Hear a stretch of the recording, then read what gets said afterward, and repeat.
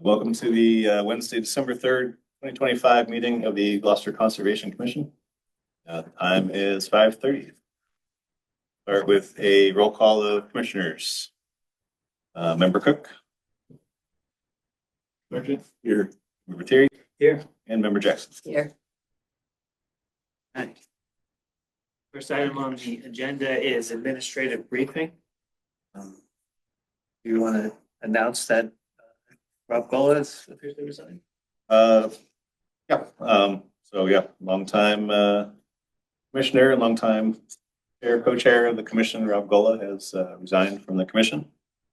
I believe he was here for many years or something.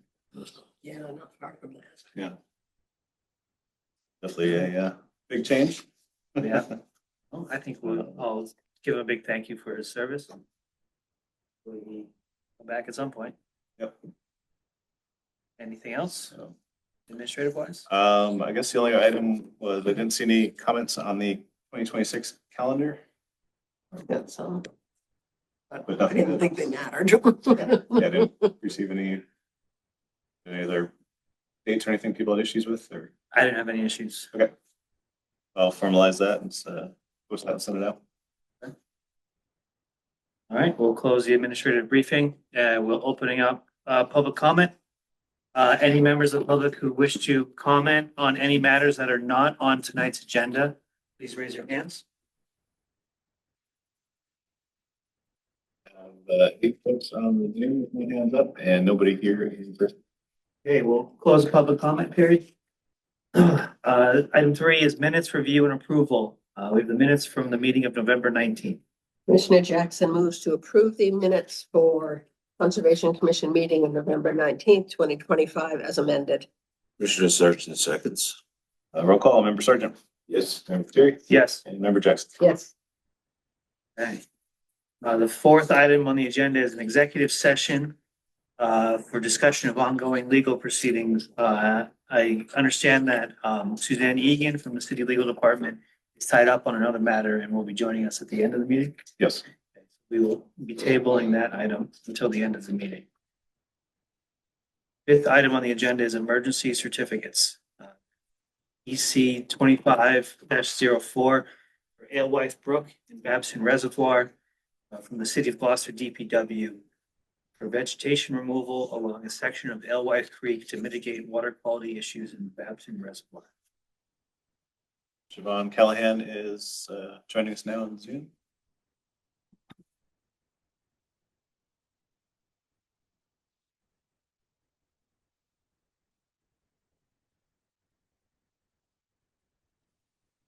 Hi. Can you hear me? Yes. Good evening. Hi, good evening. I'm Siobhan Callahan. I'm the environmental engineer with the City of Gloucester. And we're having some water quality issues over at the Babson Reservoir. I'm not sure how many of you know, but at this time of the year, or usually a little bit earlier in the year, we swap from one side of the city to the other side for the drinking water. We have 2 drinking water treatment plants. So we're swapping over to Babson treatment plant, and there's some issues with elevated turbidity, manganese, iron, low alkalinity, low pH, high color, and high natural organic matter. So I want to start by, I apologize, I'm at home and that's my dog barking in the background. I want to start by doing some small clearing around the Alewife Brook in the back, which is which flows naturally into the Babson Reservoir. And then as we do that, I want to add some more things like a turbidity curtain going forward, and then come up and have a plan for, like a 3-year plan to do more and more work to make the Alewife Brook flow better into the Babson Reservoir so that we can use that reservoir as intended.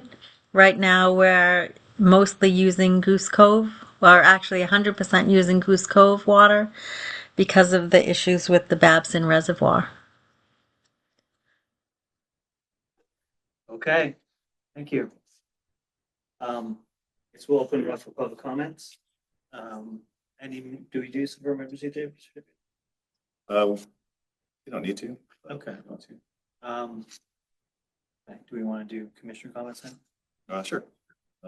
Roll call comments, Member Sergeant. You mentioned a number of things that seem to be more in a management plan.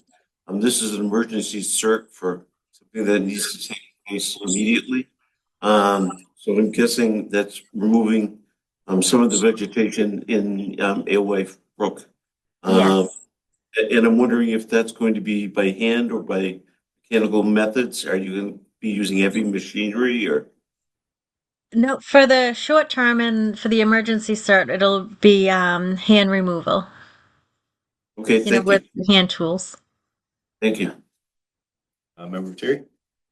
Yeah, what's the expectation after this sort of immediate work? Are you going to be filing another notice of intent for more kind of long-term improvements? Yes, this is something that we'll be working on probably every year, you know, continuously so that we don't get to this point again. We're looking at the possibility of adding a turbidity curtain near where the creek flows under the railroad bridge and into Babson. We're looking at doing some limited clearing, some vegetative, like dead. Sorry, I'm lost my place for a second. So removing of some vegetative mats, woody debris, adding the turbidity curtain in the long term, possible thinning of the canopy, removal of storm debris in the inlet channels, planting native species, removing invasive species, and even possibly goat grazing. But these are all the things that we're looking at to improve the water quality. We're looking at also adding a second solar bee to the Babson Reservoir. I would like to add some aeration, but that's a very expensive undertaking. So we're going to do what we can before we spend that much money. Okay, so what's the scope of work for this short-term emergency work? Is that just vegetation cutting? Yes. Clearing of, you know, things that have fallen in. Um, when I was out there on, I think it was Tuesday, actually Monday, sorry. There's lots of debris, dead branches, leaves. It looks like someone had cut up some wood and that was floating, like square pieces of wood, tons of leaves, some vegetative growth that's growing up, that I think grew up mostly because of the drought. You know, it grew in different places. So we'll be doing some of that clearing for now until we nail down a little bit more and get the long-term approvals for more extensive work. Okay. When do you anticipate, the NOI coming in? You have a month? Yeah, the emergency cert is good for 30 days. Yeah. Um, And she knows that. Yeah. Still on? Yeah, I'm here. So when is the next meeting? The 17th. 17th. And when do I need to get information in to go to that meeting? This morning. Okay. So I guess we'll be one more meeting out. Okay, January 7th. Yes. I don't anticipate too much work happening, you know, over the Christmas break anyway. Yeah, the emergency search should take you through the end of December. For some reason, the NOI is not submitted at that point, and there's still some emergency actions that need to take place. You can always come back. Back to the commission. Okay. Okay. And if anyone wants to come out there with me and take a look, that's fine. Let me know. Okay, thank you. Are we ready to ratify this? Yes. Okay, Commissioner Jackson moves to ratify emergency certification 2504 for Alewife Brook, Babson Reservoir, vegetation removal. Commissioner Sargent seconds. Roll call, member Sergeant, Yes. member Lettieri, Yes. and member Jackson. Yes. Okay, thank you very much. Thank you. Have a nice night. Okay. And now we move into continued business. First item is NOI 0283077 at 37 Massasoit Road. Item has been previously continued to the meeting of January 7th, 2026. Next item is NOI 0283006 at 105 Wingersheek Road and NOI 0283007 at 107 Wingersheek Road. Both items have been previously continued to the meeting of January 7th.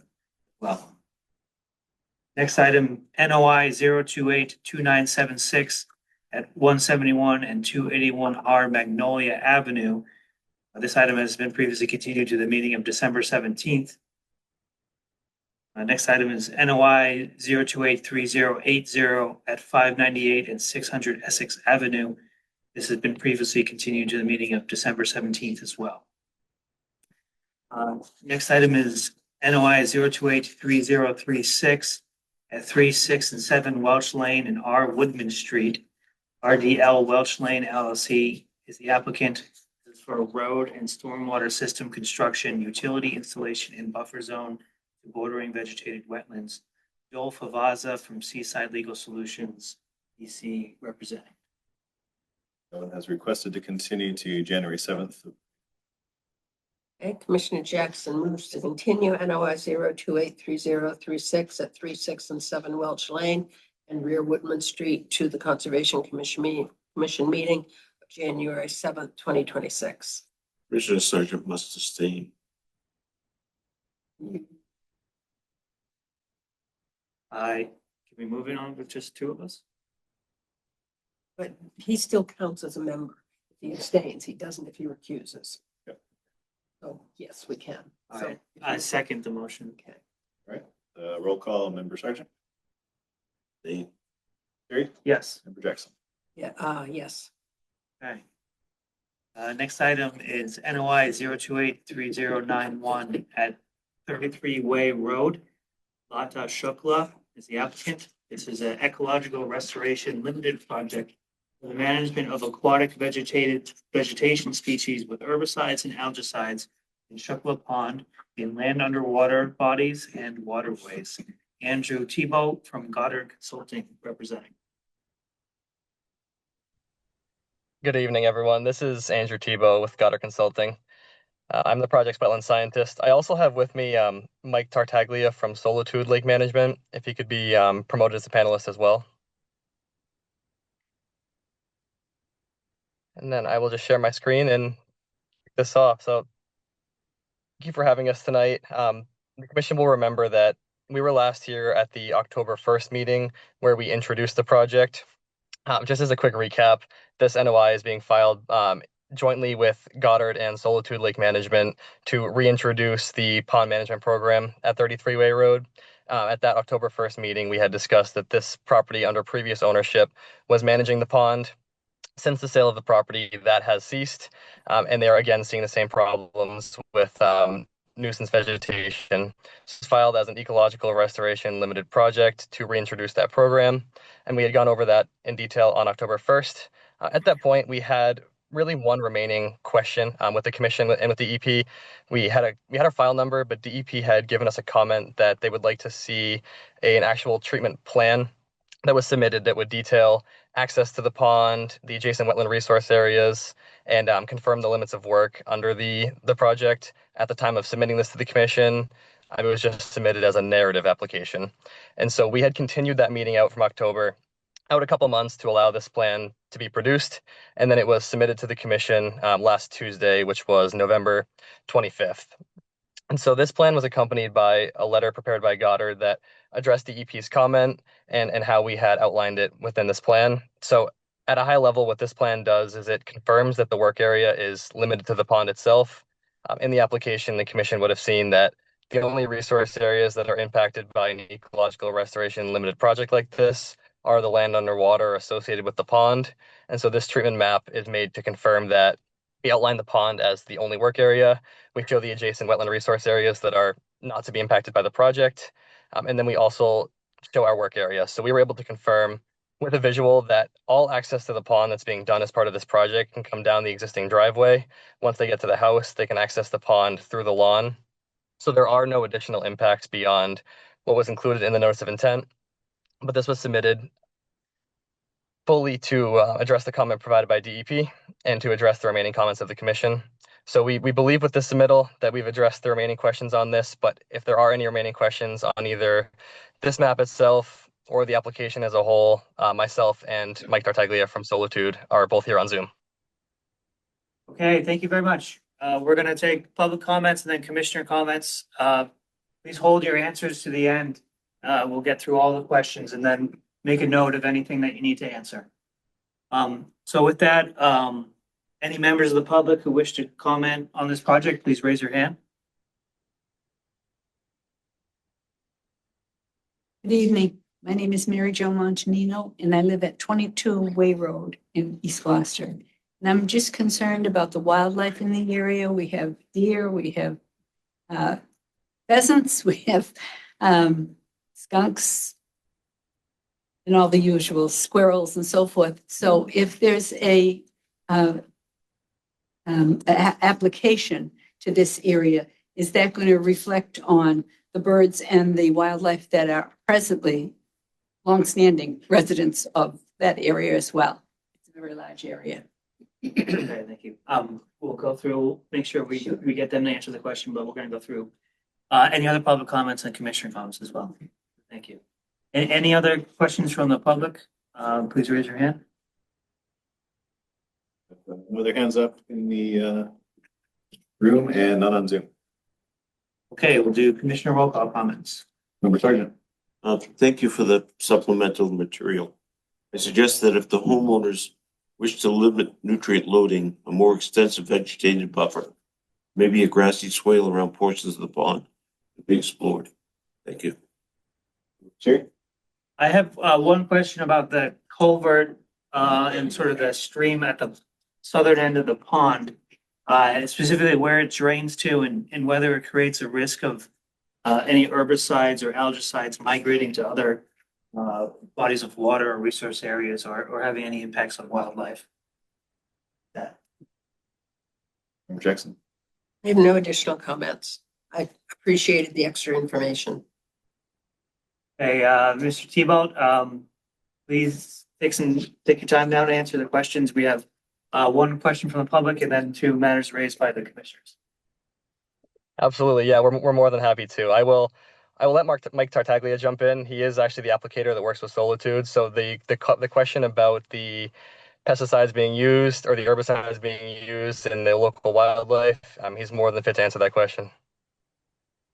Thanks, Andrew.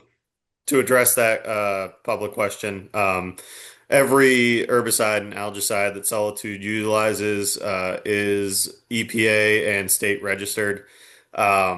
They do not have any negative impacts on wildlife. And to mitigate this risk even further, Solitude uses a diluted sample of all products, diluted with the pond water on site, to create a mixture that's more suitable and less strong, I'll say, than a average dose. We also follow all label rates and requirements. So we have not, in our long history, ever experienced, especially terrestrial animal issues while using these products. Okay, Thank you. We had a question about a vegetative buffer around the portions at least of the edge of the pond. It, Yeah, go ahead. yeah, it's absolutely a good recommendation. We can certainly uh, request this of our client. However, the client is the one at the end of the day that will make the decision on whether to move forward or not with that specific part of the project. But that is certainly something we can recommend to them. Um, Regarding the culvert, we have not really. We've been working at this project for at least, I want to say, the last 10 years. I've been a part of this project for 5. Um, and we haven't noticed any downstream effects of wildlife or habitat issues from our treatments. The management program has been initiated successfully for the past 10 years at least, and we look forward to continuing that work with your approval if granted tonight. So we can certainly look into that if that's something that the commission is concerned about, but we have not had any reports or issues over the past 10 years at least. Do you know where that culvert and that little tail in the bottom, like where that ends up? Me personally, I do not. However, that is something I can certainly research and get back to you on. Okay. Yeah, I guess I'd like to sort of know what the endpoint is of that and if it's possible to do any sort of water testing sort of at the other side of that to see if any of the herbicide or algicide products are present in the water that's leaving the pond. Is that something that you guys typically test for? Yes, we do water quality testing all the time in our field of work, both within treatment zones and downstream of treatment zones. It's absolutely something we can add into the management plan. But I think I'd like to see a condition for water quality testing downstream of that culvert, with the results to be reported with your annual reports to the commission. Just so we can sort of see if there's an issue of any herbicide products or algicide products that are sort of leaving this treatment. Understood. It'd be like 24 hours after the application. Yeah, yeah. And is that a good time frame? Is 24 hours a acceptable time frame for reporting and testing results? We typically collect anywhere from 24 to 72 hours after treatment zone.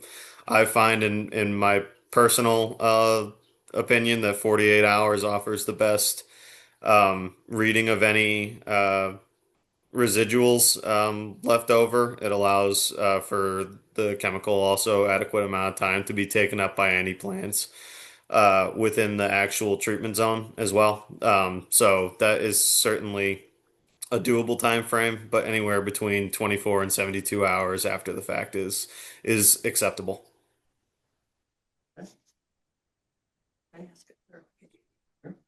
Just a follow-up question on the wildlife. We had a similar project come before us a while ago where with the use of herbicides, there was a 24-hour period where they were hoping to prevent wildlife from coming to the pond and drink from it. And I appreciate that you're diluting the solutions, but is that an issue in this case? I don't believe so. We've utilized these products throughout Massachusetts, and we do. It really is quite difficult, if not, I'll say impossible, to limit all wildlife accessing uh, ponds in this nature. However, we have not seen any negative impacts on terrestrial animals or birds, and we have had very little experience with any sort of negative impact on wildlife as a whole. Okay, thank you very much. You have any follow-up questions? No, thank you. Do you have anything or? All right. Are we ready to move with that condition added? Yep. Commissioner Jackson moves to close the public hearing for NOI 0283091 at 33 Way Road. Commissioner Sargent seconds. Call Member Sergeant. Yes. Member Terry. Yes. Member Jackson. Yes. Commissioner Jackson moves to approve NOI 0283091 at 33 Way Road with the aforementioned conditions, including the water quality testing when Commissioner discussed. Sargent seconds. Call Member Sergeant. Yes. Member Terry. Yes. Member Jackson. Yes. Okay. You guys are all set. Thanks very much. Thank you very much. Thank you all for your time.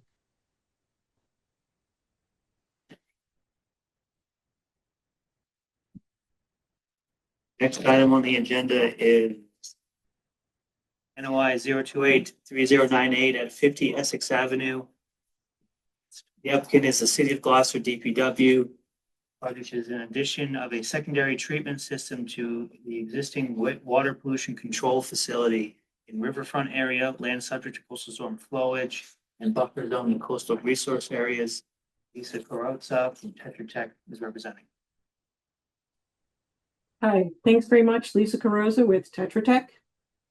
Just want to share my screen. So at the last public hearing, the commission asked us to look into if there are any invasive species on the site that we could look to remove.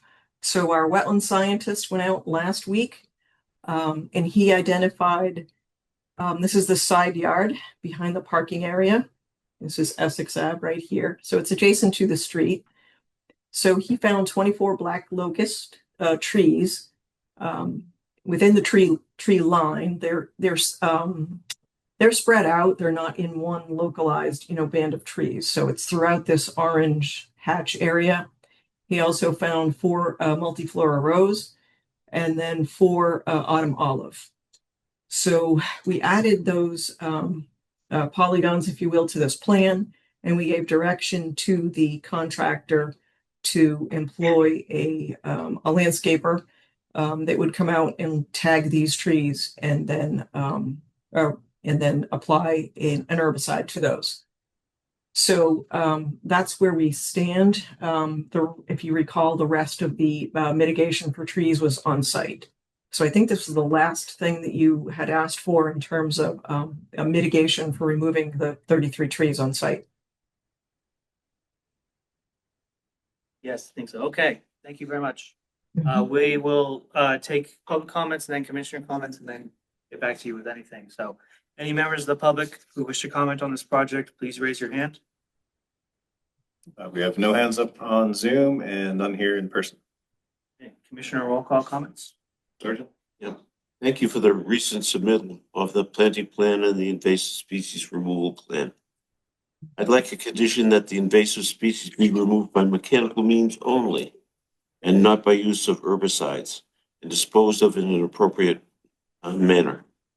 All watering must be adequately treated before being discharged. There should be a 2-year monitoring the mortality of mitigation plantings and a perpetual condition in the COC prohibits further alteration within the mitigation area, except as may be required to maintain the area in its mitigated condition. Thank you.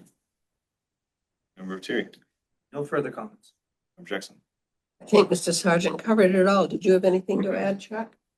I do not. Okay.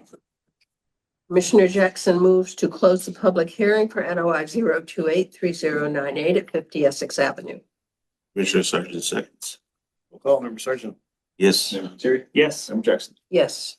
Commissioner Jackson moves to approve NOI 0283098 50 Essex Avenue with the aforementioned conditions, including mechanical removal of invasives, treatment of water discharged, monitoring, and no alteration within the mitigation area except to maintain the mitigation as is, and any conditions previously discussed. Sargent seconds. Roll call. Member Sergeant. Yes. Member Terry. Yes. Member Jackson. Yes. Okay, thank you very much. Thanks for your time.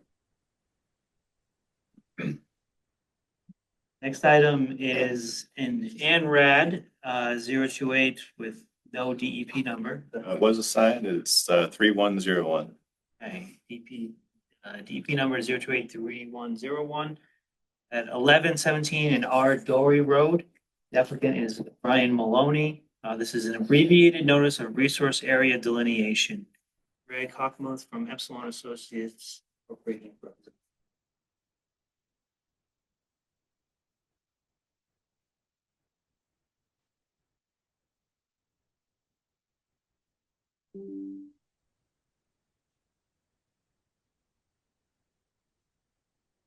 Hey, good evening. Can you guys hear me? Yes. Okay, Greg Hockmuth from Epsilon Associates. Sorry about that. It was some technical difficulties. I believe the only thing we were waiting for here was DEP to issue a file number, but I'd be more than happy to go through the ANRAD again if the commission would like me to. And You guys want him to?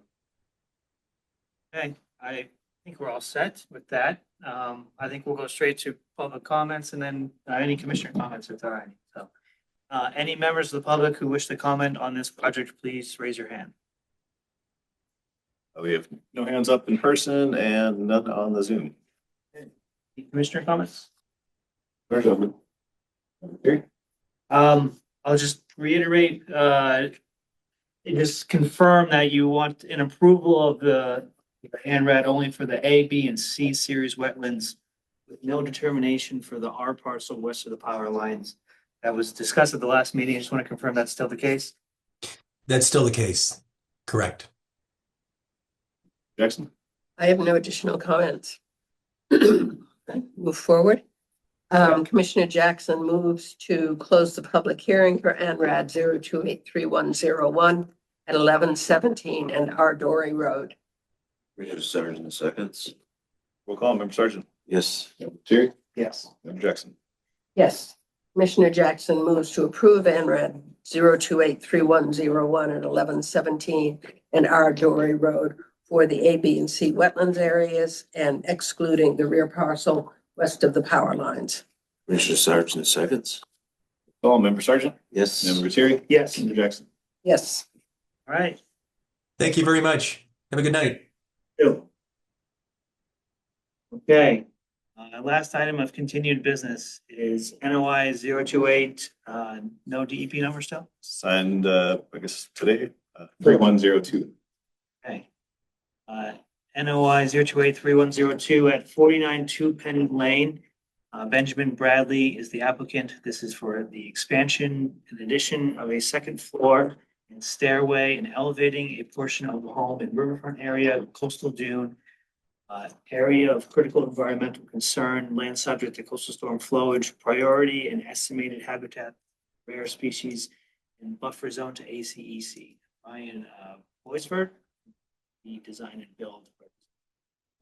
Matt McGowan, representing them for.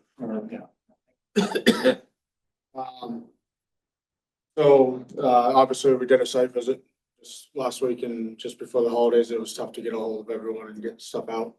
I did talk with DEP today, Tyler Farrick. He said he didn't see any concerns on, the only thing he had concerns was he was having a tough time reading the plans. Am I doing footings? And I'm not, I'm doing just piers, straight down drilling. I now have recently sent him an email. Chuck, just recently I sent you an email too of a quick sketch that I could put together of kind of where certain things are going on your email.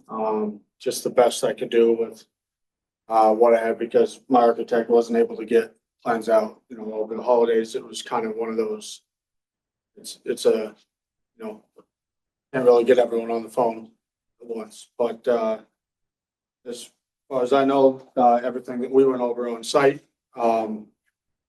there's nothing more changing except the amount of piers that I'm putting in, I'm reducing because I'm cantilevering that porch where you saw it already extended. So the layout is still the same because it matches what the layout of the existing home is.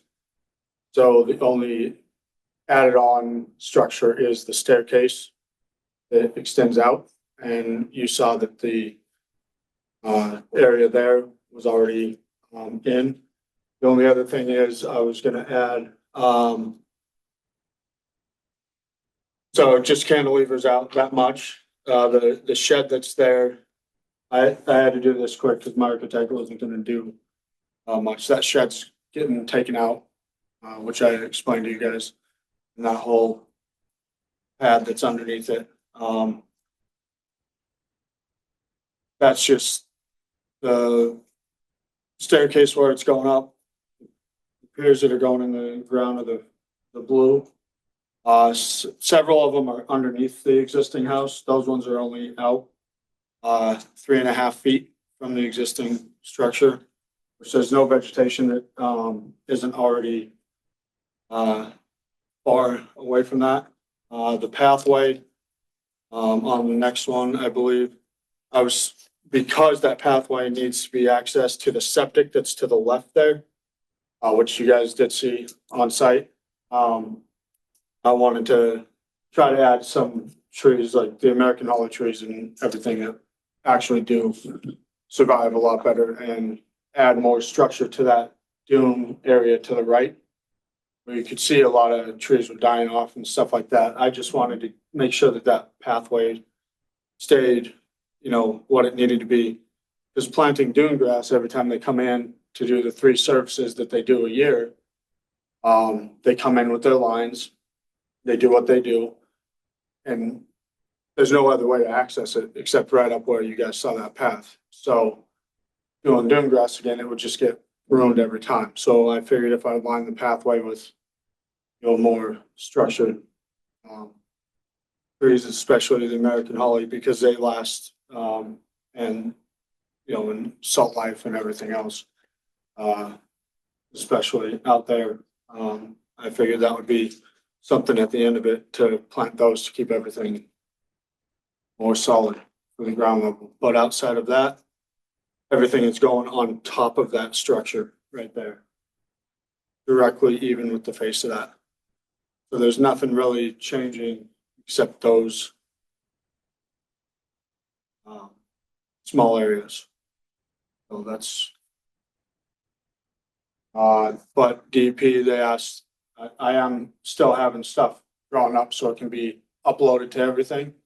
But Tyler called me today. He said, I don't see any reason why that I can't issue a number today. So he gave me that number. It was like 1:30 this afternoon. So I mean, that's what I was waiting on, trying to get a hold of them. I've called them since last week, since we met, and then they finally got back to me today, this afternoon. So it was like, okay. So that's kind of what I sent him to, and he was fine.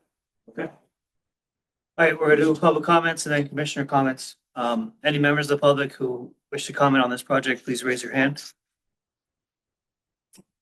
Let's see. We have no hands up on the Zoom and none here in person. Okay, commissioner comments? Member Sergeant. I have no comment, but I'm curious what happened at the site visit. Member Terry. One thing I thought about is whether you submitted this to NHESP, given its location and proximity to rare species habitat.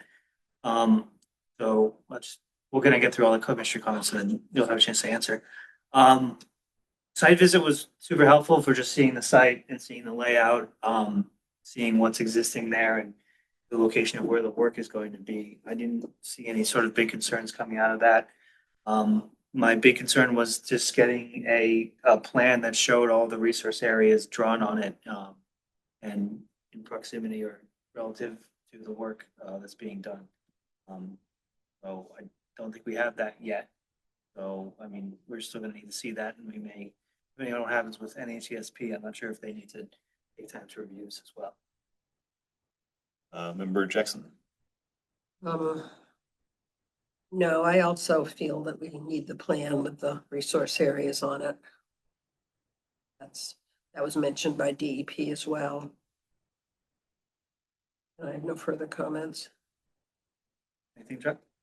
I believe it was submitted to Natural Heritage. Is that right? know the box is checked on the NOI, but we haven't heard back from them. I can reach out to them and see.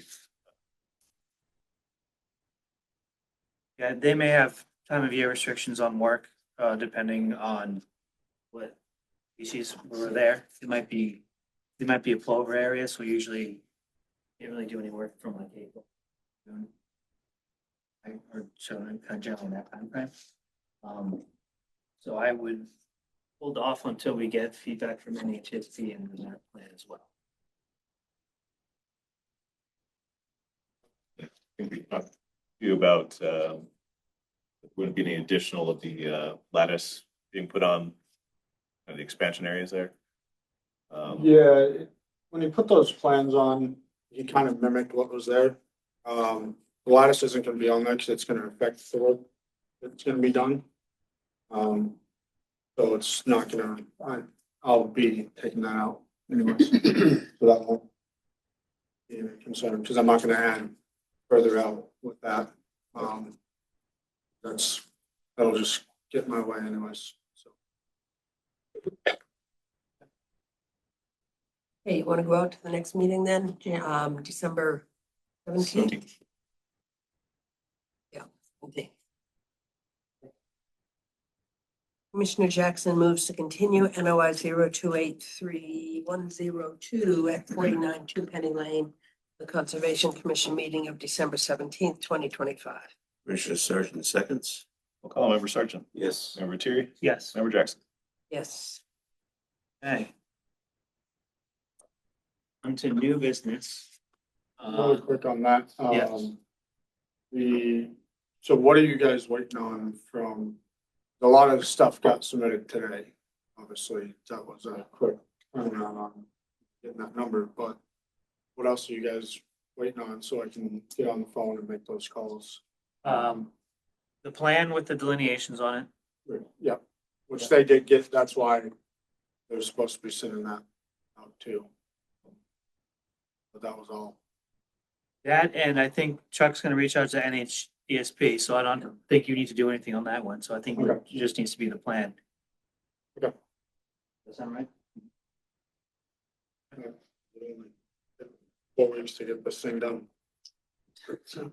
You'd be surprised. Okay, new business NOI 028, no DEP number at 3 Pond Road. Cape Identification Authority applicant. This has been requested to continue to the meeting on December 17th. Commissioner Jackson moves to continue NOI 028 unassigned DEP number at 3 Pond Road, the Conservation Commission meeting of December 17th, 2025. Commissioner Sargent seconds. Call Member Sargent, Yes. Member Terry, Yes. Member Jackson. Yes. Okay. Next item is NOI 0283100 at 24 Hoff Road, 24 Hoff Avenue, City of Gloucester DPW.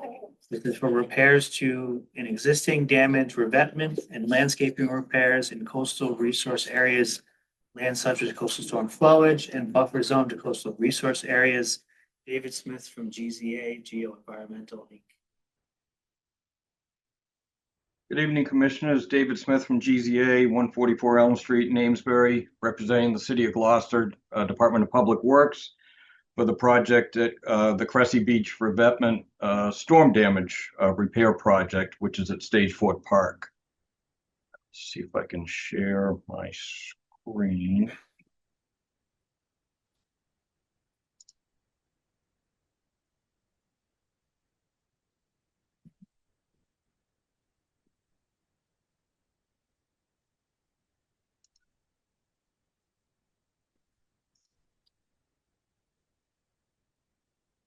You see my screen okay?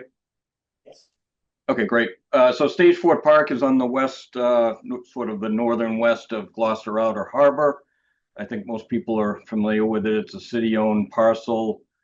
City's owned it since the late 1800s, and Cressy Beach is on the southern side of Stage Fort Park, kind of in the lower elevation area down near where it kind of meets back up to Western Ave.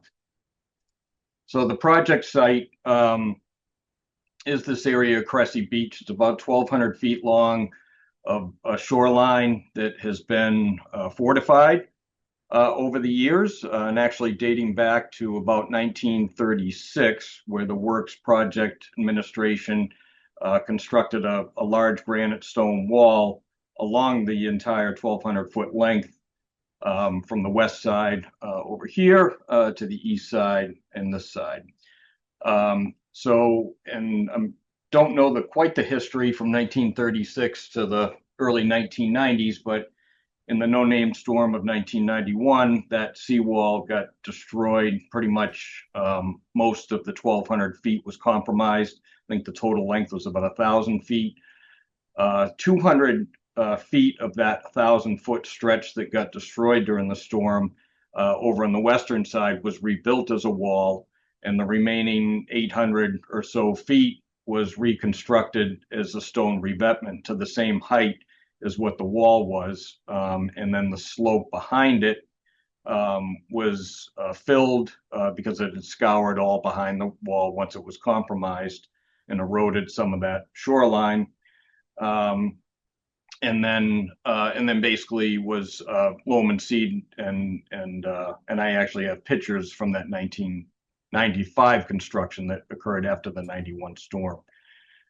So since that time, 1995, there's been issues that have occurred to the revetment over the course of several years, but in the March 2018 coastal storm event, Juno, there was some significant devastation that occurred here with the revetment basically raveling, or being overtopped, and basically the top of the revetment being eroded. And you can kind of see from these cross sections, if I can zoom in a little bit, basically what the dash line represents what the existing conditions were. The stone revetment basically come up to this point, and then it was kind of vegetated beyond it. So it was a significant erosion area, and I believe I have,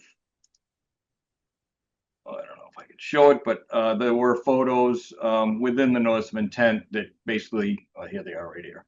So this is kind of the photo log here, so you can get a sense of, here's the existing revetment. You can see a significant amount of material loss behind it, and then just eroded into the shoreline here.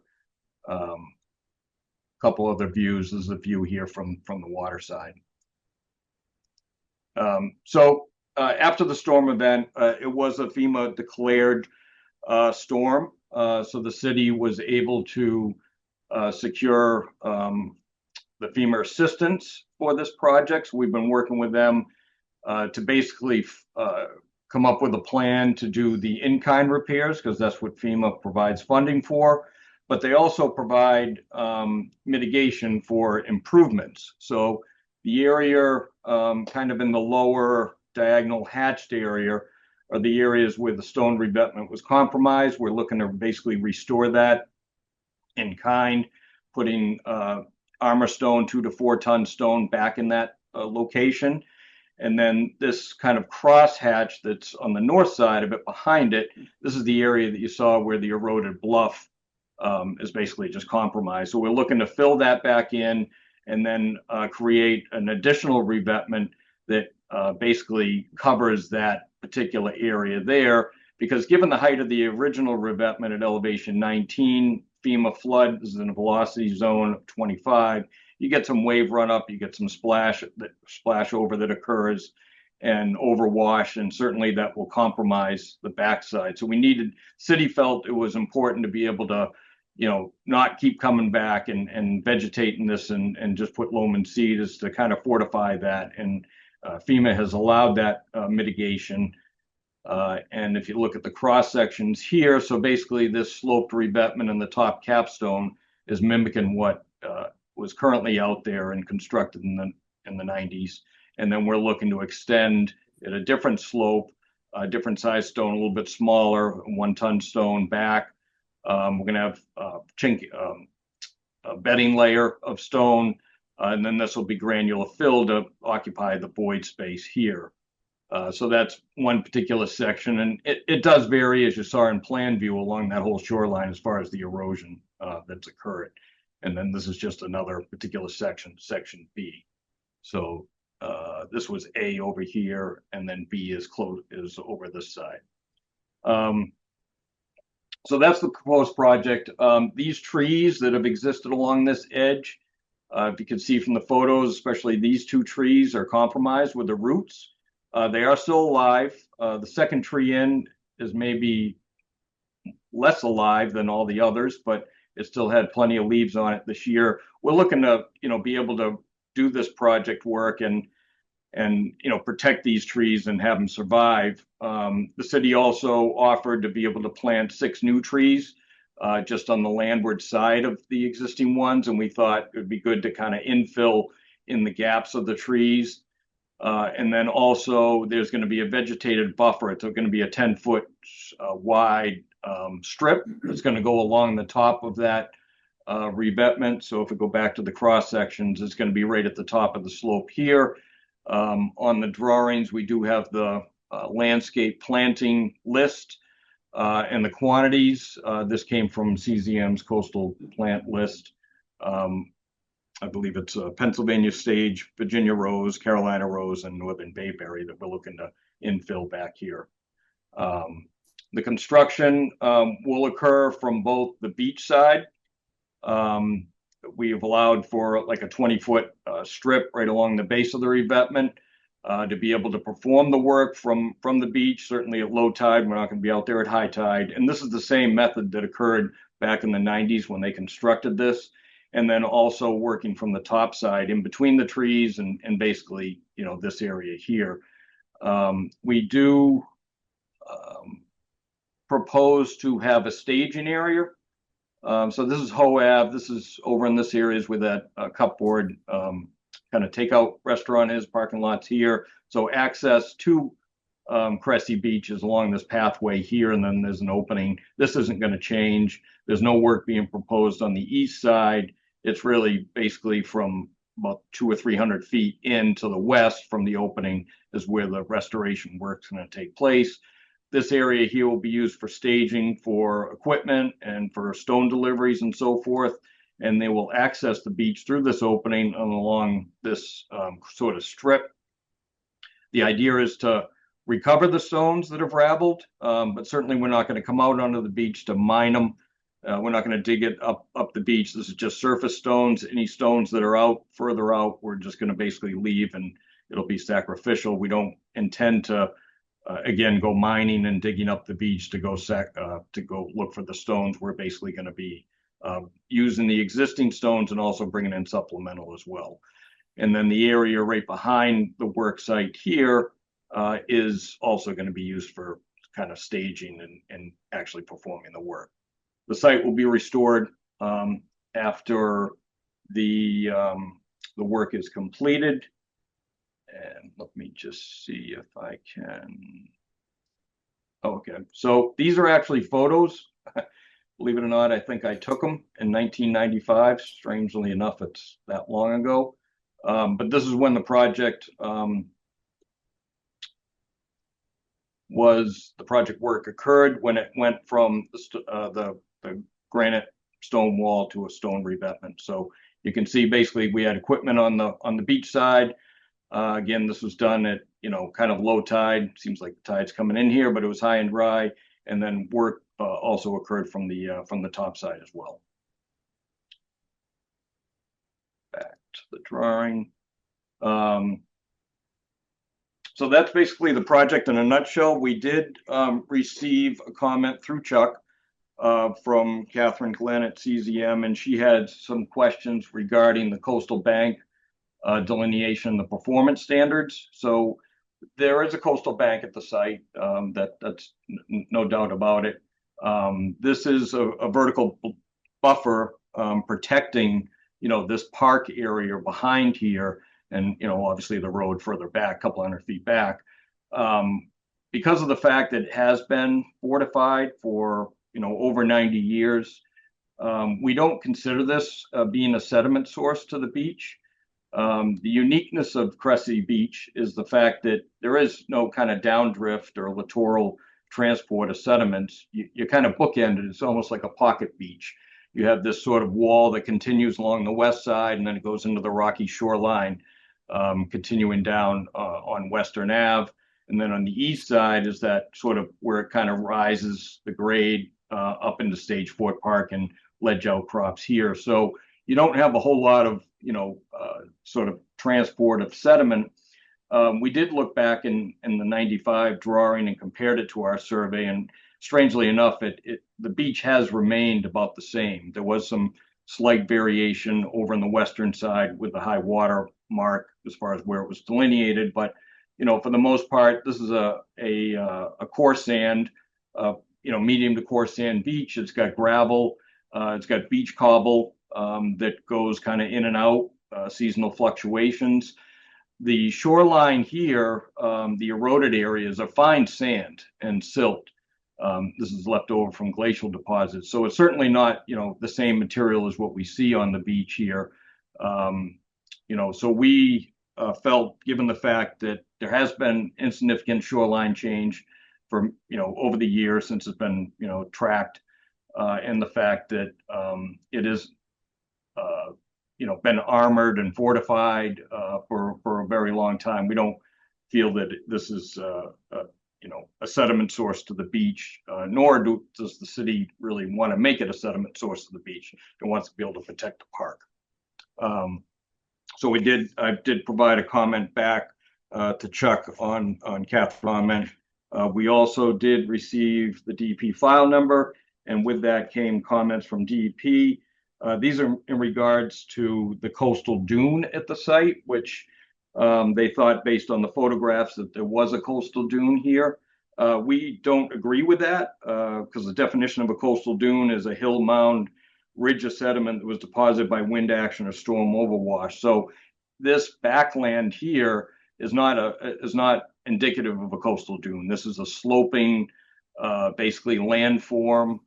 You got high land on the left, high land on the right, and I actually included in the response a copy from Mass Mapper that lists the glacial stratified deposits, that layer in Mass Mapper that basically indicates that it's coarse material left over from glacial outwash. So we don't feel that a coastal dune is represented here. There was another comment regarding the coastal bank, which we kind of addressed with Catherine's comment. We provided that same response to that comment. And then, there was a comment about soft solutions. Certainly without the benefit of providing that upper slope protection, that is going to end up causing, increased with the wave run up and the storm conditions we've seen over the years. It's certainly going to, require protection up here. I mean, if we vegetate this, what had happened before is the waves hit here and basically scour out from the backside. These stones basically get raveled onto the beach and get displaced and keep eroding back the shoreline. So what we wanted to do is be able to fortify this to be able to protect from that overwash. I think that pretty much wraps up the presentation. Hey, thank you. We're going to take public comments and then commissioner comments, and please note down anything that you need to respond to. We're going to take all the comments and then give you a chance to respond at the end. So any members of the public who wish to comment on this project, please raise your hand. We have no hands up in person, and there are none up on the Zoom. Okay, Commissioner comments. Member Sergeant. Thank you for all your work, Dave. Cressy's Beach was not always the shoreline that it is today. It was once a popular sandy beach enjoyed by generations of Gloucester residents. Now, because of the incremental increased armoring of the coastal bank, there's been less sand deposition, and the beach has become less sandy with much more gravel, cobbles, and stones. I agree with DEP's concerns over the proposed increased armoring of coastal bank, as well as CZM's response that states that it's, quote, apparent that the erosion of the bank is providing sediment to the fronting beach, end quote. As noted in CZM's fact sheet for repair and reconstruction of seawalls and revetments, quote, the best way to reduce the wave action that hits seawalls and revetments is to maintain the beach in front of these structures. With an older seawall or abutment, the beach in front of the structure has often eroded over time. Placing and maintaining these natural buffers can prolong the structure's longevity and minimize its adverse effects. It can also provide a recreational beach, end quote. There can be little doubt that this coastal bank is, at least in part, a sediment-producing bank. Consideration for this must be given in the engineered design plans in order for Cressy's Beach to maintain its current function as a natural barrier in front of the revetment. Current plans don't reflect such a consideration. Member Viteri. I had a question whether there will be some signage or other protection around the buffer planting area. This is a highly trafficked area. I wouldn't want, there to be intrusion into the buffer area that sort of kind of kills the plants off and reduces the effectiveness of their function as, the overwash protection. So I'm wondering if there's any kind of fencing signage or anything that could be put there to sort of limit activity from intruding into that area. I'd also like there to be a continuing condition to maintain the plantings in that buffer planting area. Member Jackson. I have no additional comments. Chuck, what is your input on this? I guess, yeah, I mean, I have similar questions on the erosiveness of the bank. Obviously, if it was not erosive, we wouldn't need a revetment at that location. I understand that the city doesn't want to lose the park there. Wants to limit the amount of the ability for that to keep eroding. I don't know if you guys looked at any kind of beach or bank nourishment to kind of compensate for the loss of any erosion to the beach. I think that was suggested too by CZM. Their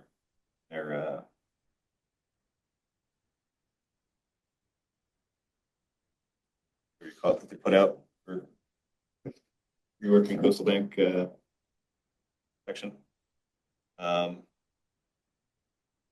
also too, I guess I think when we were out there, we talked about some of those trees that were closer to the water. Looking at those areas, some of the only areas that really maintain the sediment in the soil were the areas protected by the roots of those trees. So I guess if some of those trees were to not make it after this, I think it could help to plant some trees closer to the resource area there too, to kind of stabilize up there.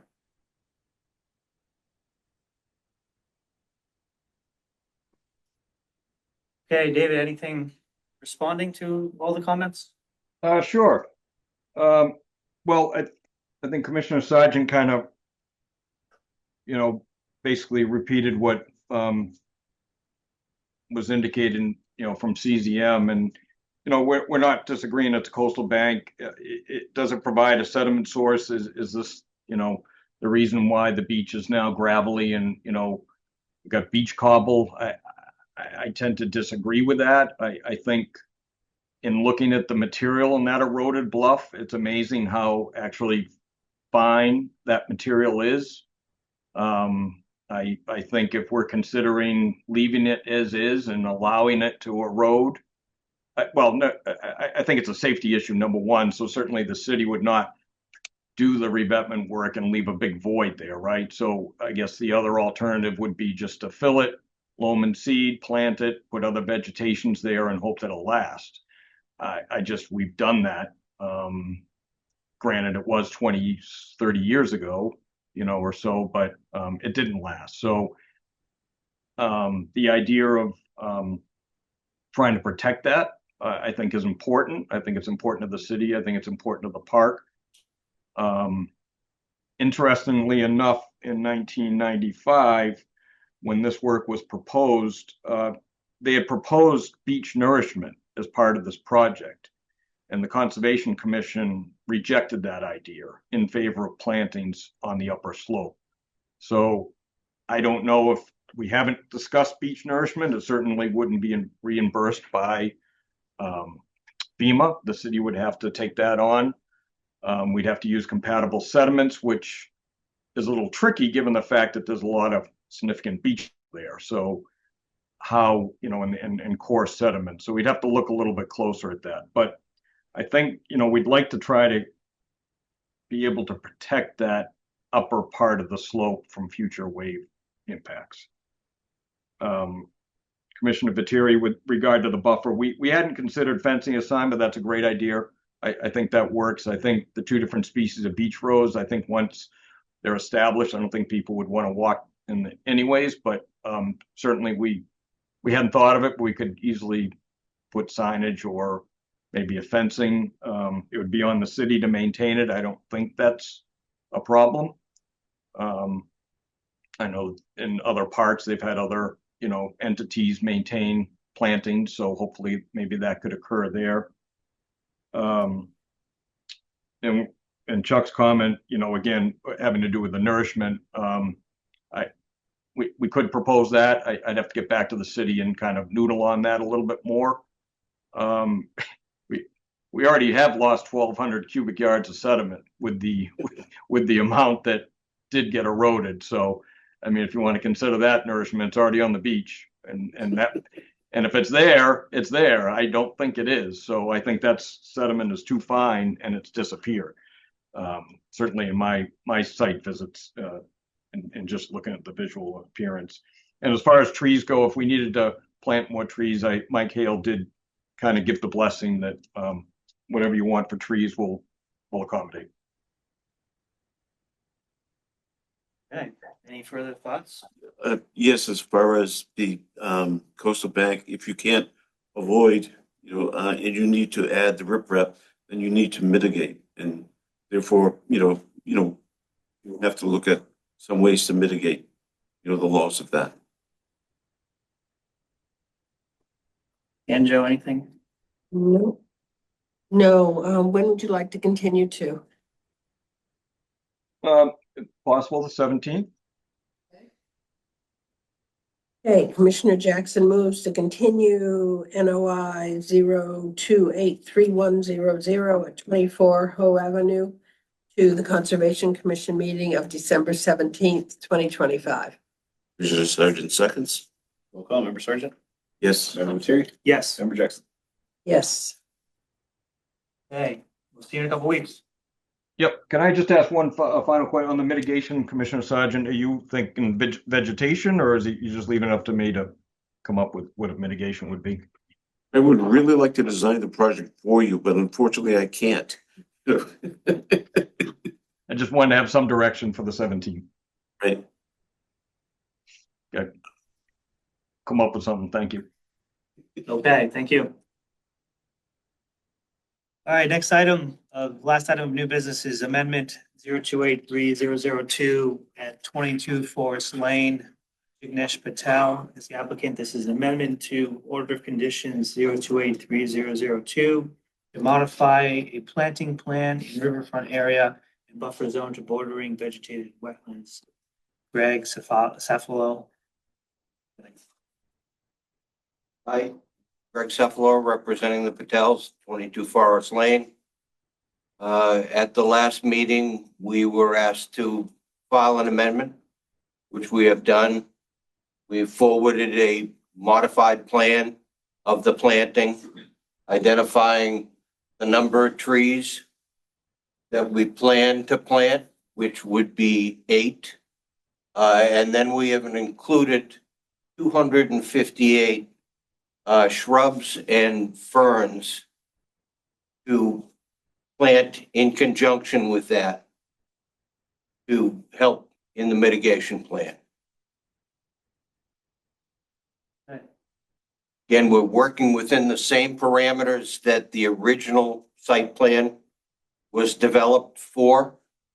At our last meeting, we had our landscape designer who came up with the planting plan,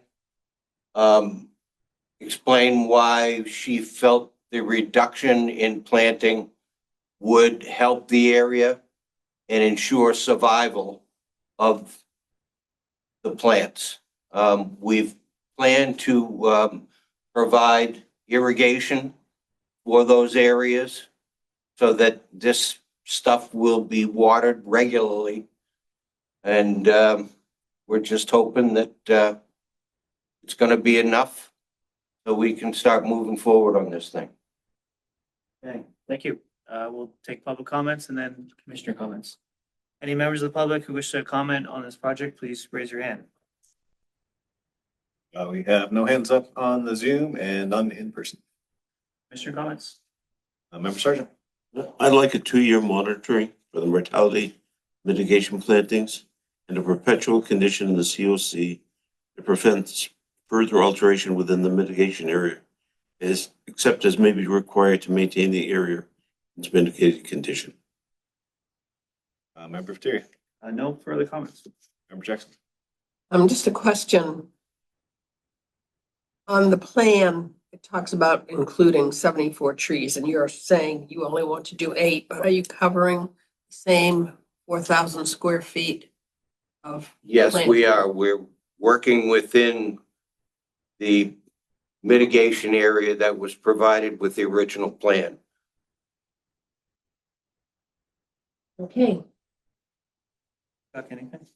I guess the one question I had, I know on the left-hand side of the driveway where you have just a strip of the blueberries, there's quite a bit of recruitment of, I believe, white pine. Looks like probably be in the hundreds, a bunch of small ones. Are those going to come out to plant the blueberries? Or going to work around those?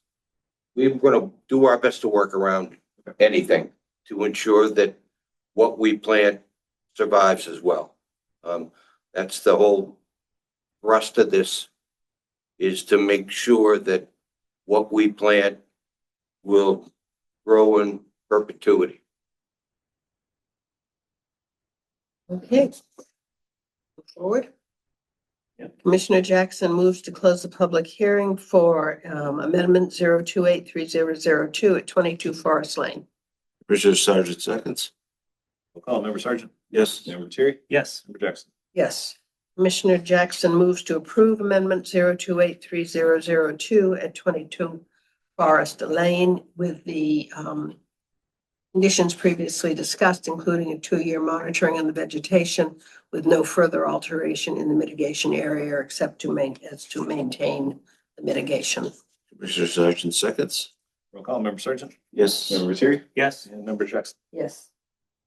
Okay, thank you very much. Thank you, guys.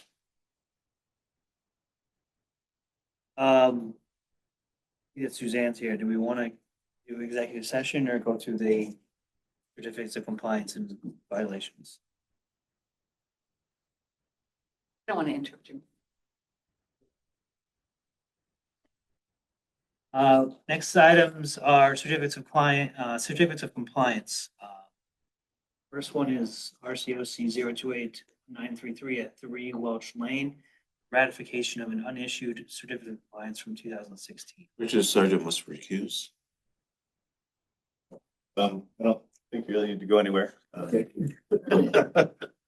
it's one of our first Joel-free meetings. I believe he is still supposed to submit a plan showing where he believes the proposed permanent markers are supposed to go. I think he's going to submit some additional materials for that, as well as the NOI that's previous in the agenda. Which has been moved to January 7th. Yep. All right, so we'll continue that to January 7th. We need a vote to Maybe just continue. table it. Yeah. Table it till then. Okay. Next, certificate of compliance is RCOC 0282831 at 41B Winger Sheep Road. And so I believe it was the last meeting that the commission determined that the last remaining element was having that pedestrian only sign installed along the pathway to the beach. The owner is going to take care of installing that and let me know once that has been installed. At that point, they'll come back analyzing the COC. Okay. Are we just tabling that one too? Yep. Third one is RCOC 0282917 at 169A East Main Street. Yes. Mr. Dunn is here to talk about that.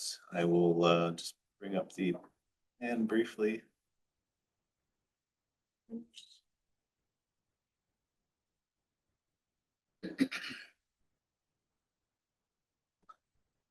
This was the approved plan from the order of conditions. There was proposed 26 trees to be planted. Slope kind of heading down towards the harbor. The majority of the area is supposed to be planted with native grasses as well. Just a smaller area up towards the roadway that was going to be lawn.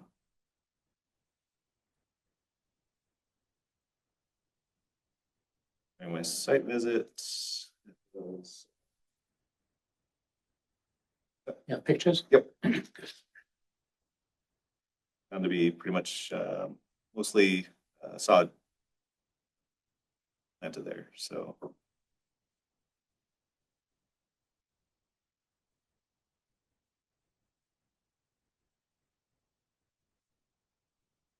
The driveway area heading down towards the harbor.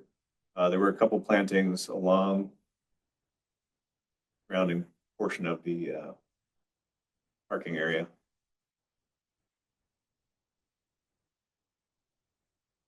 Looking up from the harbor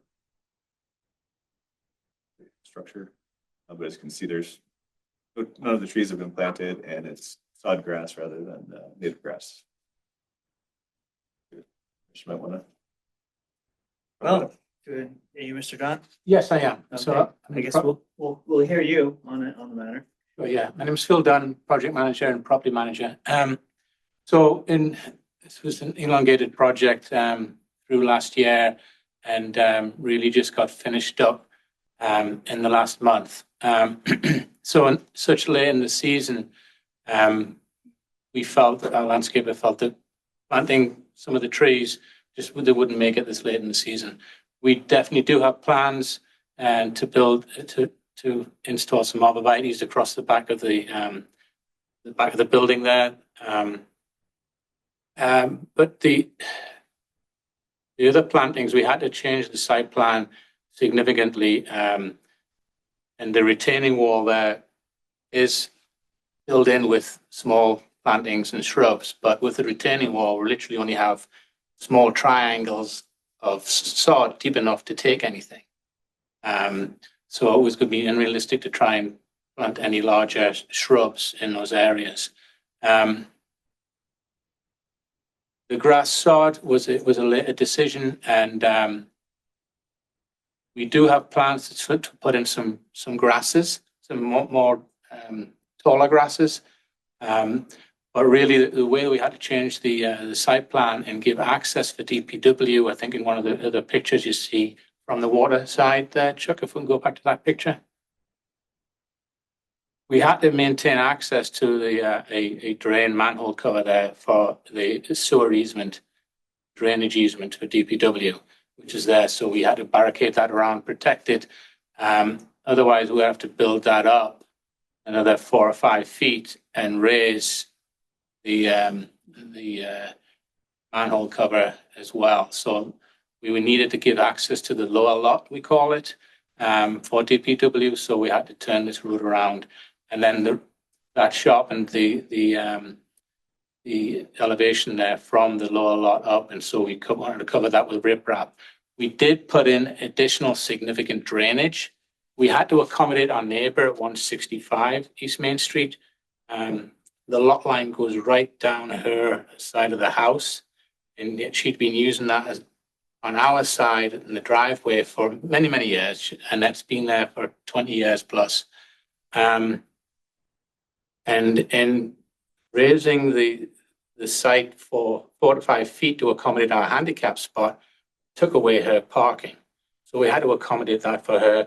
And in doing so, we put in roof drainage from her house down the side of the building, down our retaining wall of the parking lot, as well as drainage in the front from East Main Street. And that curve puddles heavily around the front there, and rainwater was coming across. So when putting that additional drainage in and roof drainage coming under from the 169, there's significantly less runoff through the parking lot.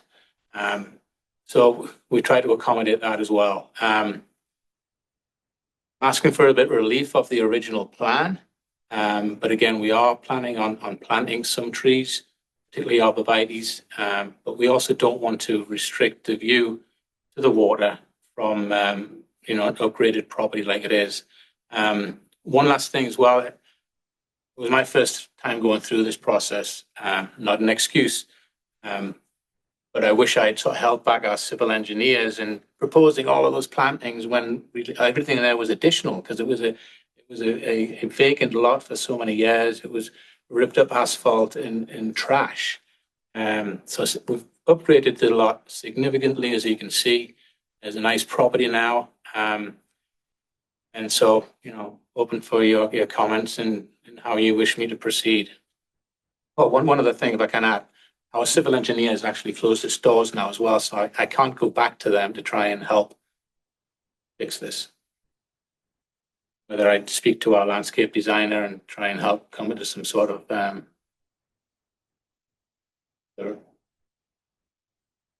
opportunities, or where we can fix what you were looking for originally. Okay, you want to do roll commissioner comments? Sure. Roll call. Member Sergeant.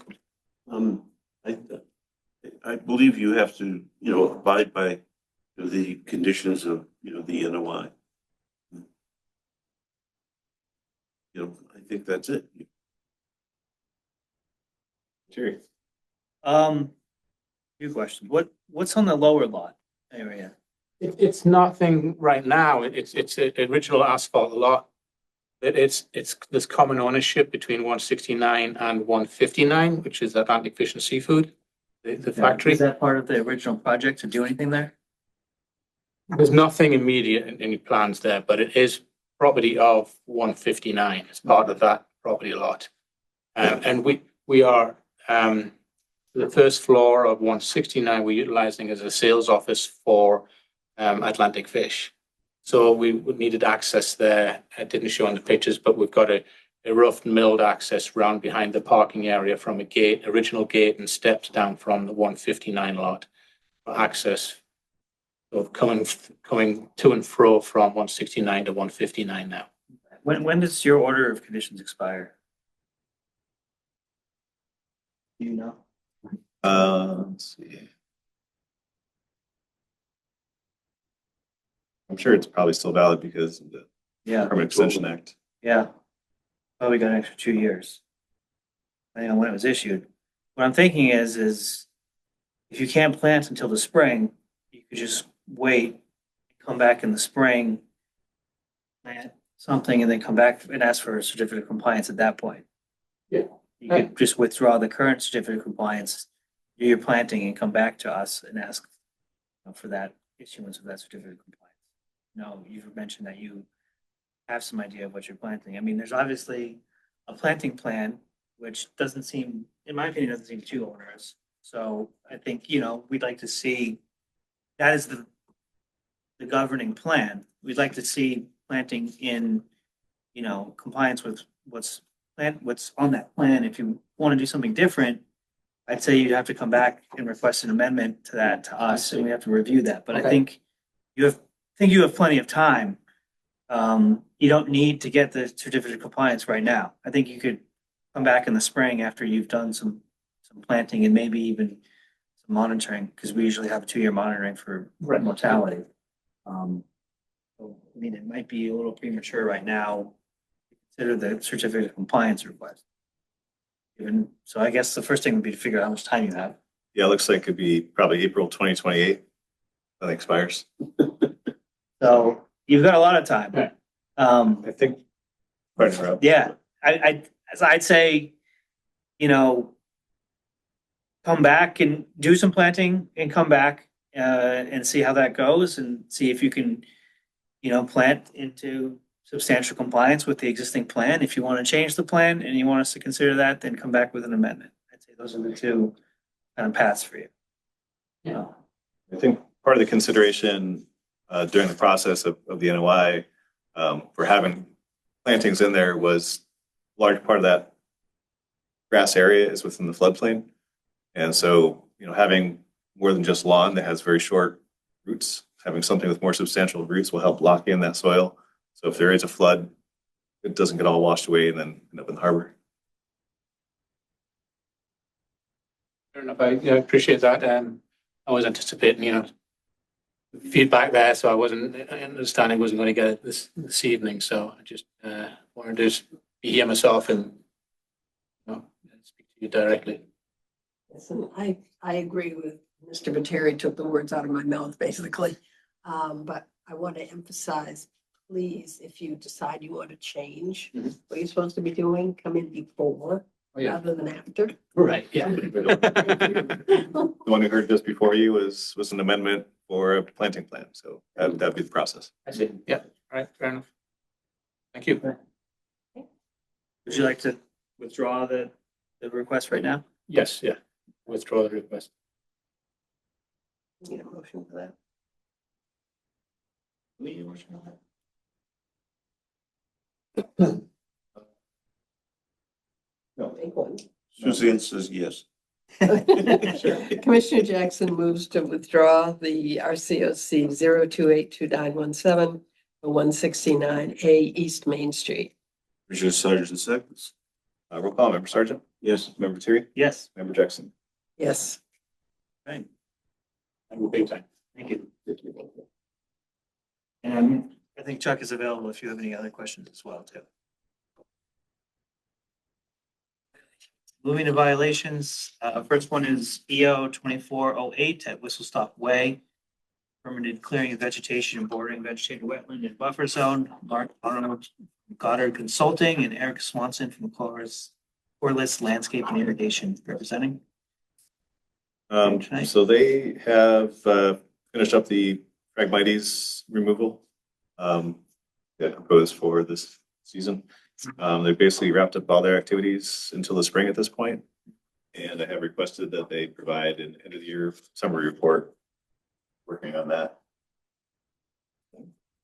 The commission like them to come in after they submit that to a meeting?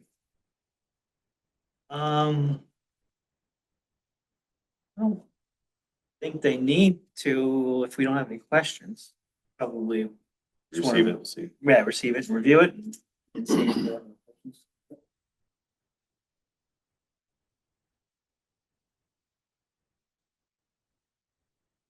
Next one is EO 2504 at 145 Atlantic Road, unpermitted filling of wetland and removal of vegetation. Do I need to leave? Is Mike here? Don't believe so. I don't see Mr. DeRosa or anybody from DeRosa on here. Hold on. Okay. We can table that one, I guess. Yep. I will reach out to him. And then the last one on the meeting, on the agenda is a violation at 91 Wheeler Street, permanent anchoring of houseboat in Salt Marsh. We have people. James Marshall. Okay. All right, how do we want to do this? So basically after the last meeting, we issued a violation letter to both James Marshall as well as the homeowner, or the presumed property owner, and asking that he come in to commission meeting. Okay. Mr. Marshall, did you receive the violation notice? I did. Okay. Have anything you want to say or respond to or anything? Yeah, this boat has been in this location for 20 years. This is actually the 21st winter that it's been in this location. It's been there since 2005. It is part of a pier and float system that have been in place for 53 years, since 1972. Chapter 91 permit was obtained for the pier complete float system in 2004. I am the fourth generation trustee of 89 Wheeler Street. My family also owns 87 as well, both waterfront pieces of property. Both have float permits. 87 has a 10A seasonal permit, and then I have the Chapter 91 at 89. In addition to the storage of the floats and the gear there, in the 1990s, there was a 36-foot Novi on a cradle on the marsh there. Remnants of that cradle are still there. 70s and 80s, 24-foot wooden boat and a cradle there. No remnants of that left. And then in the 50s and 60s, my grandparents and great grandparents I don't know what the boats were, but they were pretty large because there's still the remnants of a big railways there, which is part of what I use to justify the Chapter 991 permit because of all the gear that's been there in the past. Back in the 2007 to 2009 timeframe, I had meetings with the Conservation Commission, myself, David Dirt Murray, some other homeowners had received letters from the Conservation Commission about storage of gear on the marsh. My houseboat at the time, I had just obtained a couple of years before and was one of those photographs, so I was notified as well. Had meetings down at the harbor master's office with the harbor master, then with Jim Carquette. David Murray was there. I'm not sure if Mr. Sargent was there representing Shellfish or not, I don't remember. But a bunch of areas were identified where we could store our gear. There were some stipulations about time when the marsh grass was dormant. The actually bigger issues were not about my houseboat at the time, but they were more about the commercial storage of stuff that was kind of adjacent to people's property, and an understanding that the owners of the adjacent property would have responsibility if that stuff was not moved on and off the marsh, during that off season. The current harbor master, Chris Lucido, worked for the office at the time, and so I don't think he was privy to the details of the meeting, but he is aware of it. Full disclosure, I've been an assistant harbor master in Gloucester for over 20 years, and so I continue to work for that office as well. So the letter referred to the boat place without authorization. Again, with Chapter 91 permits and with the 10A seasonal float permits, there is not permitting or specific authorization for winter storage. There is just the site visits that happen as part of the permitting process. And so I felt that meeting that took place with conservation back in the 2007 and 9 timeframe was authorization for our winter storage in those areas. And I don't find that storage of the floats or the houseboat, which I let the mass registration expire in 2007. And again, it's part of the float system. It lives as part of that float system every year. I don't find that doing anything in violation of the Wetlands Protection Act. I move that stuff off with the rest of the floats, install it as part of the system, and maintain it appropriately. Did you get any order of conditions or negative determination in 2007, 2008 timeframe? Not at all. You're aware that your Chapter 91 license says that seasonal rampant floats shall be stored outside of any resource area? I'm not aware. Like I said, these many of us have either seasonal float permits or Chapter 91s, and we all store. I mean, there is floats as well as boats that are in areas of the Mill River, Goose Cove, Lobster Cove, Little River. I mean, all right now. We try to be very good stewards of the area. It's a problem across the city, but it doesn't mean it's not an issue. And it's your Chapter 91 license. There's a condition in your Chapter 91 license that you can't store the float in the resource area, even if this is to be considered a float that's part of the Chapter 91 license. You have to store it in the office. Then there's the issue of whose property is it on. Even assuming it's on your property, it can't be in the resource area, and the marsh is clearly a resource area. You got to find somewhere else to put it. So I could do that, but that's really challenging. You've got people that are storing for commercial venture floats and ramp systems, all over the marshes, and they're not on, that adjacent to that person's property. Why is it that this commercial storage is okay in these resource areas, but for a resident adjacent to their property that's fully permitted is not okay? Well, I'm not going to agree that it's okay that's commercial storage is happening in the marsh either. I'm not going to concede that point. And look, a violation is a violation. You got to do something about it. You can't store it in the marsh. You can't store it in the resource area, even if you ignore the Wetlands Protection Act or the city's wetlands ordinance. Your chapter 91 license says you can't do it. So you're in violation of that if you don't even talk about, the wetland side of it.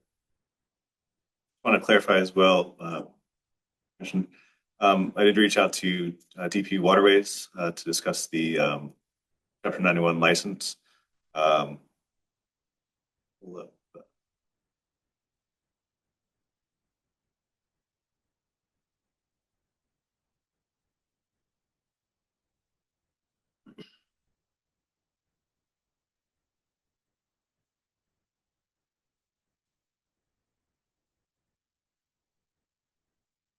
So the Chapter 91 license approves two 16-foot floats, and currently there are four 16-foot floats. So two of these floats are not permitted under the Chapter 91 license. I'm sorry, there's only. Excuse me, I'm talking. Oh, sorry. The boat float is not permitted under the Chapter 91 license, and the ramp is supposed to be a 16-foot ramp. I believe currently it looks like about a 50-foot ramp that is there. So according to DEP Waterways, they don't believe that they are currently in compliance with the Chapter 91 license. Those additional items. And also today when I went down there, all of these floats are now tied up next to the pier and sitting on salt marsh as well. And that is obviously not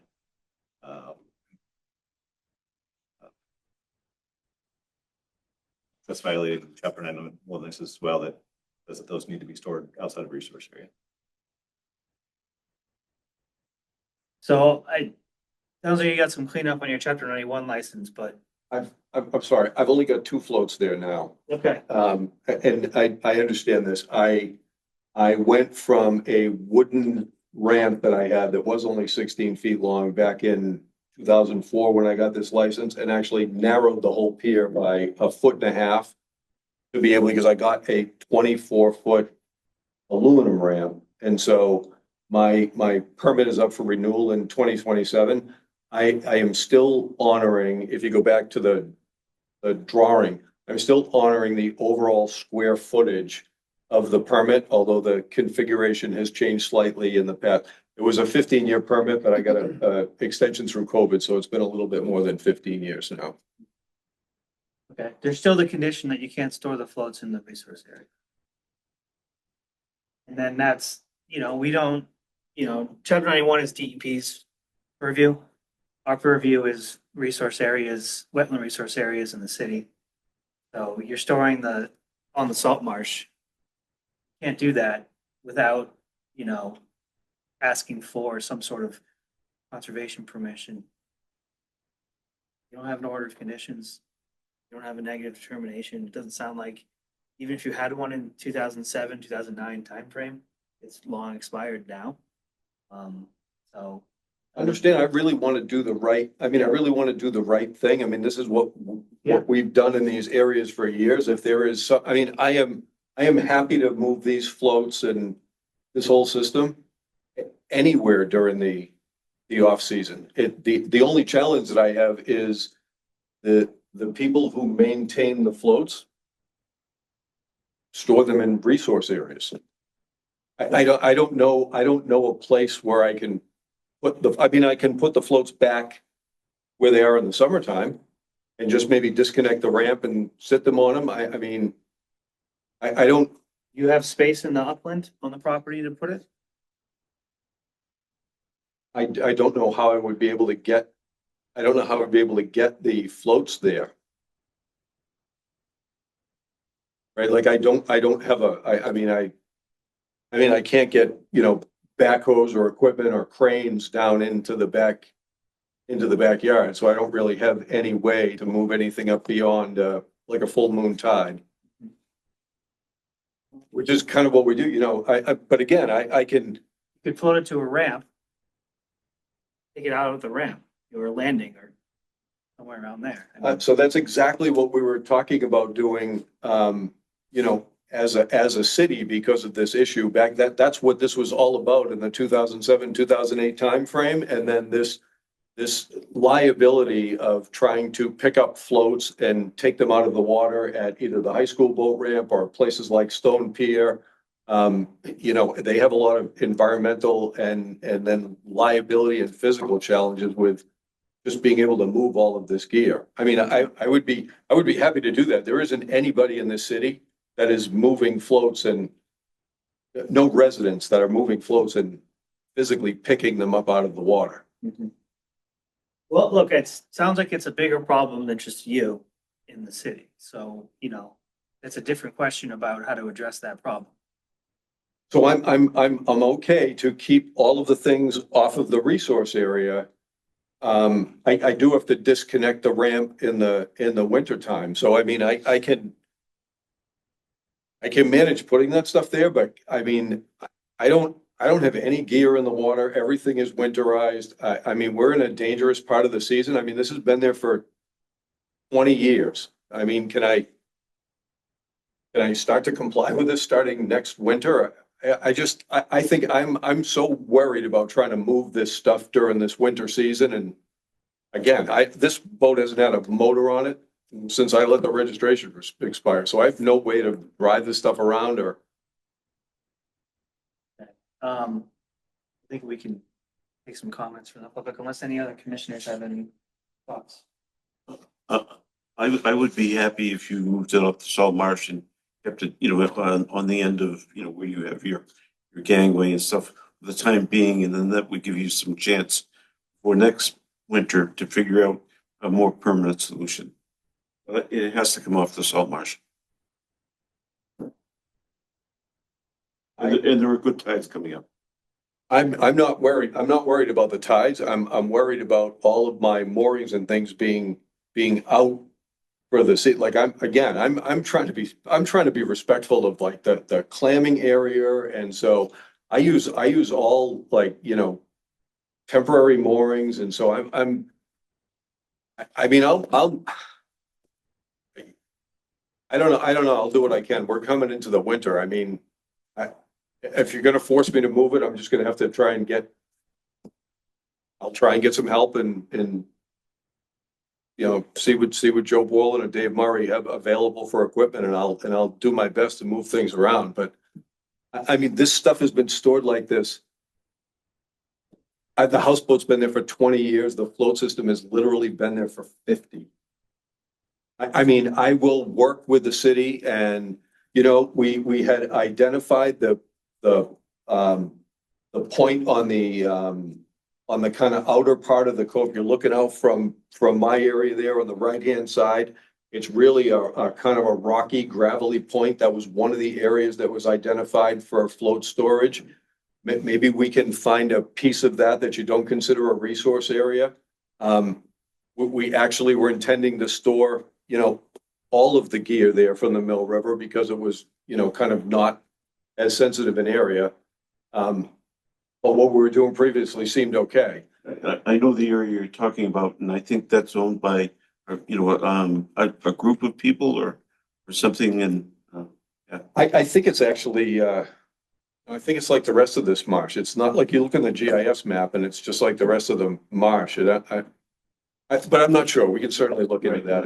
It's at the end of Kirk Road. Exactly. Yeah. I think it's owned by, a number of people, and people have rights to that. But that area would not create any damage, to the salt marsh. And even if temporarily it was on the shellfish flat, it would be temporarily on the shellfish flat. It wouldn't create the damage that it would on the salt marsh. Yeah, look, if there's anything I can do to get relief for the winter, I mean, we're going into the worst part of the season. I mean, a couple of months ago, this would have been fine.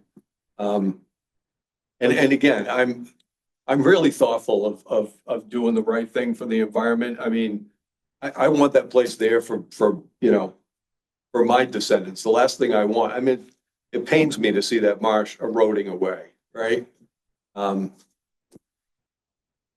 I mean, again, if you're going to give me a date, you're going to give me a date. I'm going to put myself and whoever at risk and do whatever I have to do to be in compliance. But I'm just worried about it at this time of year from a safety issue. I mean, if we let you leave it until the spring, it's gonna kill the marsh, so that's gonna be a issue on protection of that resource area.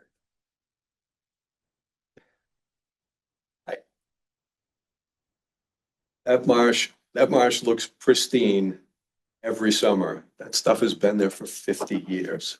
I mean, I understand what you're saying. But that marsh is recovering great. Look, I would rebuild the pier a little bit higher to allow more grass to grow under it. I see all the new piers being built 6 feet off the ground. My chapter 91 is for a pier that's 3 feet off the marsh. I'd be happy to modify things during the renewal to try and do better things for the environment. Can you move it like soon, this winter? I mean, like in the coming weeks? I mean, it depends Is on it the. feasible to do that? Gonna move last night. It depends on the weather, right? It depends on the weather. I mean, I've got a job. I couldn't have moved it last night. I'm working. It's during the week. I mean, I'll do what I gotta do. Okay, well, you gotta move it. So, I mean, do it. It's pretty simple. I don't think any of us are gonna, let you keep it there. And you have a violation that's ordering you to remove it. So if you can do it, take the time to do it. I appreciate, what you're saying from a historical viewpoint, but our marshes are under more threat now than they have been in the past. There's, much more green crabs that are eating, burrowing into we have Asian shore crabs now that are also adding to that. And as well as, sea level rise, which also impacts that. So other things, that would impact the marsh and the marsh could recover easily in the past or somewhat in the past are not necessarily now. So something that we have to be really, really careful about. No, I couldn't agree with you more. I just really feel like I'm being, singled out here with this sense of urgency when you've got people commercially storing stuff all over the city of resource areas, and you're making me move something in the middle of the winter while you're letting these people make revenue storing things in the resource area and not just like, yeah. Well, whenever you say no, I can't ignore that that's not an issue, but that's not a priority, but making me move something in the middle of the winter that's been there for 50 years is, look, I'll do it. It doesn't feel very Yeah, I mean, fair. look, things get brought to our attention, and this is a matter that got brought to our attention. There was a complaint from the neighbor that brought it to our attention, and it's a clear violation. The other issues that are going on in the city are probably issues, and there's probably a bigger effort that needs to be done to address those. But this is an immediate concern that's come up because of a complaint by a neighbor. So it needs to be addressed now. And I mean, you can see from the aerial photographs that Chuck has found that there is damage that is done to the marsh from this. This area of grass is not growing, and that's where, the float is. That's, I think it's clear that there's an impact. So to let it continue would be to be letting an impact on the resource area to continue. Understood.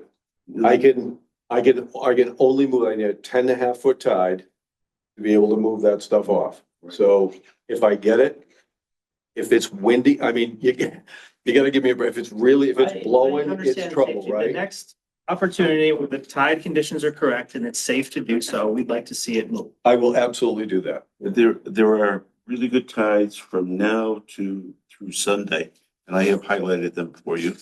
And next month there are really good tides. Friday the 2nd through Monday the 5th, and I have highlighted them. Yeah, I'm a guy, I had the tide charts. I know we're having the full moon tides right now. Like I said, as long as it's not blowing hard and it's not too dangerous, I'm happy to move the stuff. Right, and here it looks like you have 1, 2, 3, 4 tides that are coming up after today, until Monday. So Yep. Okay. Yeah, sure. We'll take some comments. Just Well, I Say just your want to name. say, he's Name saying and about, address, please, for the record. my name's Skip Frost, 91 Wheel Street. He's saying that this has been there for all these years. When we were informed that this was illegal, then we were gonna get fined because it's on our property. They were warned before this boat was put up there, that if that boat was on the marsh, there's gonna be a call made to the Conservation Commission. They ignored that call, so I just want to make that known fact that he knew about it, did nothing about it, so it's not that it's too late now, should have been done previously. Thank you. So you know what to do. Well, guess wait to the next meeting to see an update on the situation, but you know, if it can be done safely, we'd like to see it done. Sure. And can you contact Chuck if, you know, with progress that's being made? Absolutely. That'd be great. Yeah, no problem. All right. I think that's the end of the agenda, so we have an executive session to move into. Thank you very much.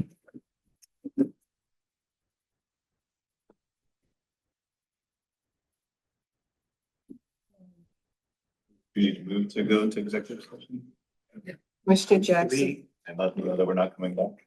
Yes, we can do that. Commissioner Ben, are Jackson. you here for any particular matter? Oh no, I'm applied for the culture counselor.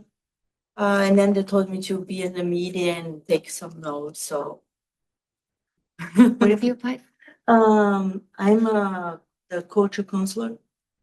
Culture counselor. Oh, the cultural council? Uh-huh. Or, For the culture.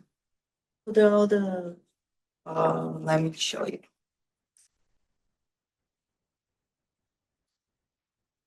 Then she just sent a message, can you be there? who's this? Lee, Were you supposed to be in the cultural commission? yeah. Oh, you're the You know, conservation, this, yeah, this is conservation commission. you know what meeting? Oh, Yeah. I hope you found it interesting. This is a very because cultural. I asked them and because they said, you can go up and then go down. I said, and then that's why I've been here saying, I don't know, it's nothing to. Oh, I'm so sorry. Yeah, because I've been saying like all the reservations, I said, it's nothing to do over here. Nothing to do with culture. Yeah. We appreciate your patience. Yeah, I've been like lost in the sauce of it. I've been I'll like. bet. I'll bet. Anyways. Goodbye. Poor thing. We'll take a motion. Commissioner Jackson moves to go into executive session for discussion of ongoing legal proceedings, and we will not be returning to the regular meeting. Commissioner Sargent seconds. And we're just gonna have the chair find that we can't have that discussion on, open meeting. Should we go up on Zoom, right? You wanna do that? And then take the vote. We'll have to find that. But you don't wanna have this, to have this discussion in open meeting would, impair the Conservation Commission ability to defend itself. Okay, so found. Okay, there you go. Roll call, Member Sergeant. Yes. Member Terry Yes. and Member Jackson. Yes.